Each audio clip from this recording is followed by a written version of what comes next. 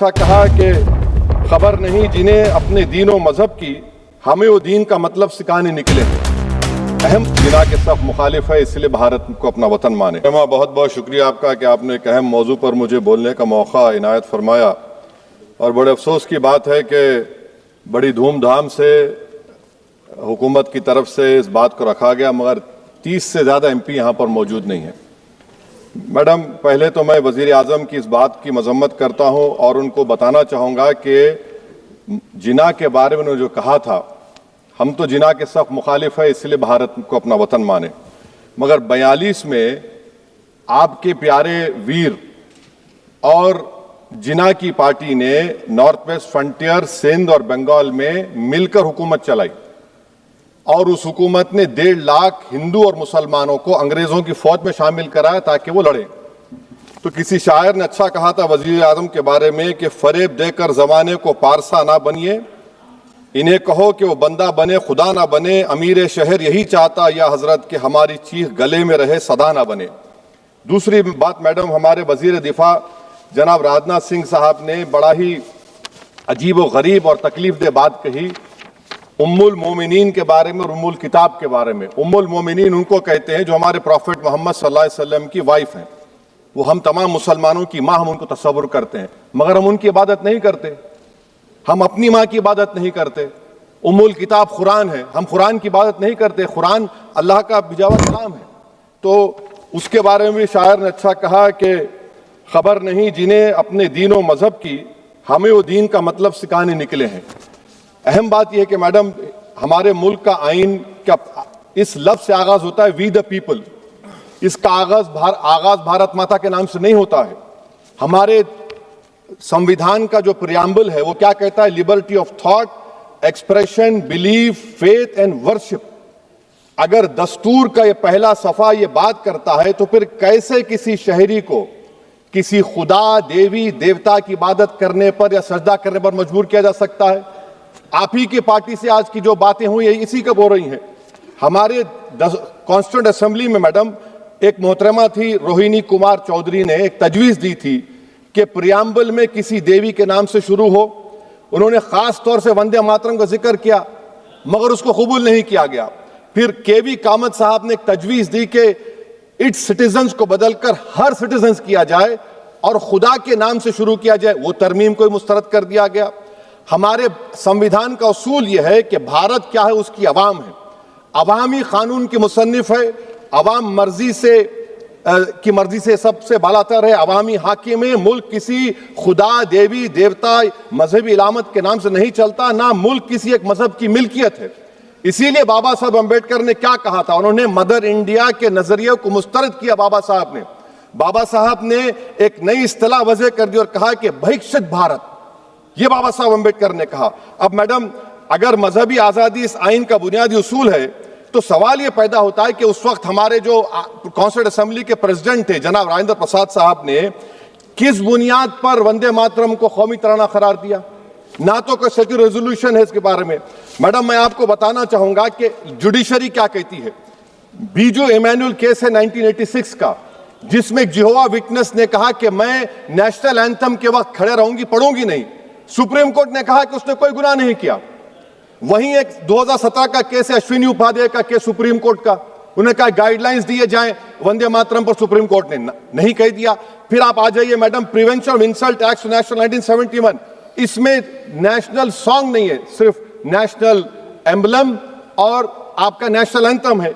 फिर आप आ जाइए 40th अमेंडमेंट आर्टिकल 51 है, 76 में पास हुआ, उसमें भी इसका कोई जिक्र नहीं है। मैडम, मैं आपके सामने बताना चाहूंगा कि हमारा भारत एक इसका मजमुआ क्या है। इसमें हिंदू है, मुसलमान है, सिख है, ईसाई है, जैन है, एथिस्ट है, मेहनतकश है, किसान, गरीब, मजलूम और दलित है।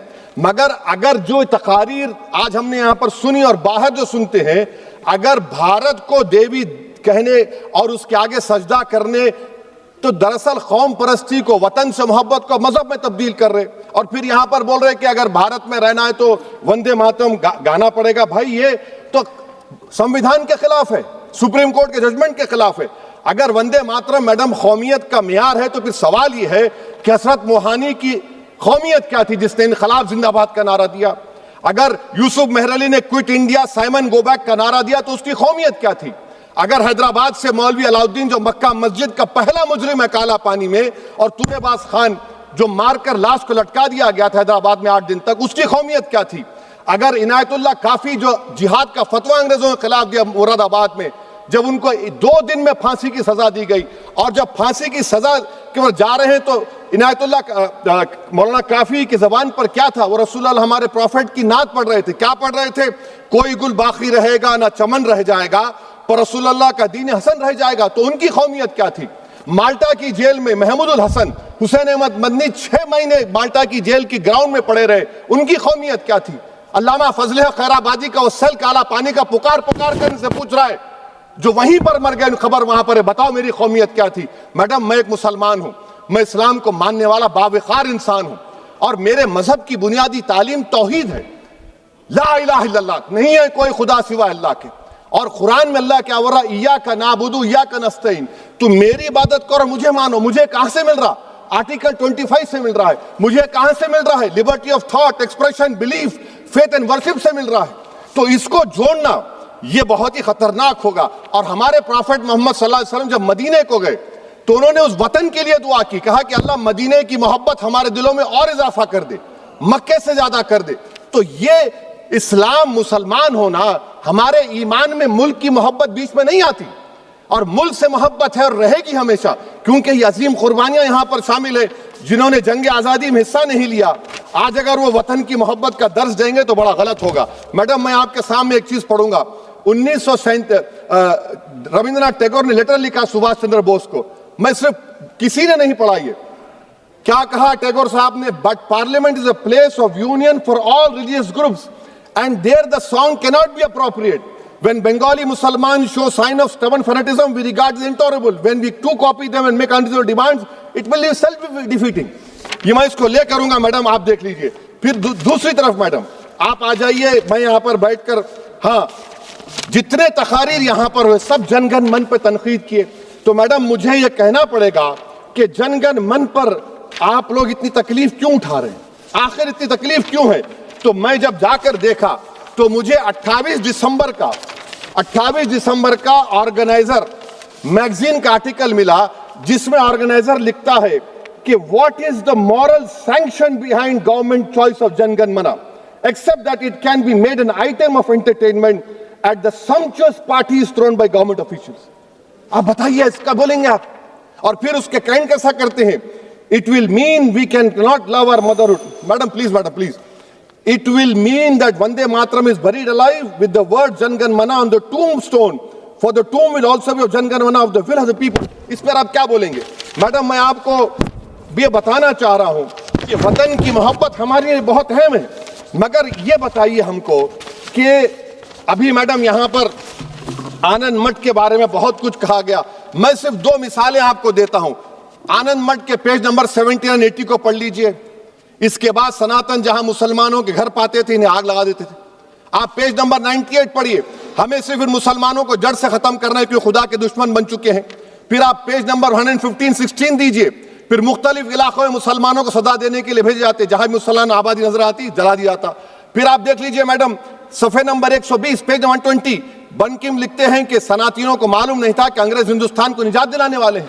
ये आप क्यों कर रहे हैं? अब आप मैडम, मैं आपको पेपर्स दे कर दूंगा। मैडम, भारत में हमारी आजादी इसलिए आई और बरकरार रही कि हमने मुल्क और मजहब को एक चीज नहीं बनाया। हमने ऐलान किया कि हमारी मुल्क मुख्तलिफ तबकात मज़ाहिब पर मुश्तमिल है, हमारे मुश्तरका तकदीर हमारी कौमियत का सरचश्मा है, यह खास जबान सखावत मजहब नहीं है।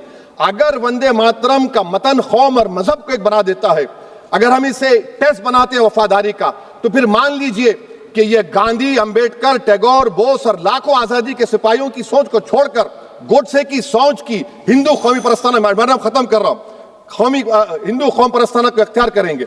मुझे वतन से बेइंतहा मोहब्बत है मैडम, और इंशाल्लाह हमेशा रहेगी, मगर बावजूद इसके कि मेरी मस्जिद, मेरी इबादतगाह, मेरे कपड़े, मेरे कारोबार पर हमले होते, मगर मैं फिर भी कहता हूं कि वतन मेरा हर वतन को हम छोड़कर नहीं जाएंगे।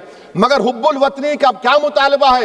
हुब्बुल वतनी ये कहता है कि वतन से मोहब्बत है तो जुल्म को खत्म करो, गरीबी को खत्म करो, बेरोजगारी को खत्म करो, जबर का खात्मा करो, अमन का गहवारा बनाओ, पाकिस्तान की दहशतगर्दी को खत्म करो, एक्सप्लॉयटेशन को रोको, शरारत को रोको, मुल्क के खिलाफ की जाने वाली साजिश खत्म करो।